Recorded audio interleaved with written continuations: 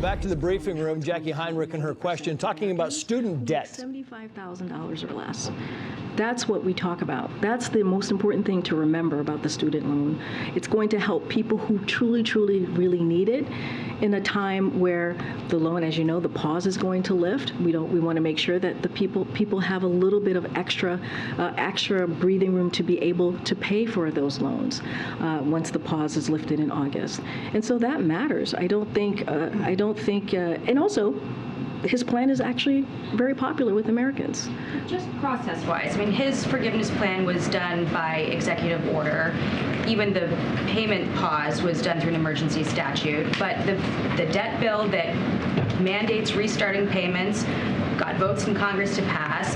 This bill, rejecting the forgiveness program, cleared both chambers and is heading to the president's desk. I mean, how do you argue with that this is clearly what people want to see happen? So look, you're talking about debt relief that would have made 40 million people eligible who are borrowers. 40 million people. Again, most of whom are making less than $75,000 a year.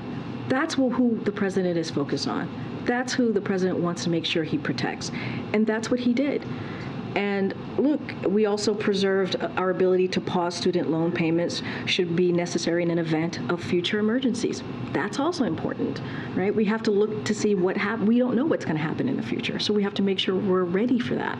And so when you think about 40 million Americans who are borrowers, protecting them, protecting folks 90% who make $75,000 or less, I think that's important for the president to protect the student loan relief plan, right? As he did during these budget negotiations, and he's going to veto this resolution that, as you just stated, that has passed because it is not the right thing to do. The president is always going to focus on American families. He's always going to focus on the Americans who need it the most at this time.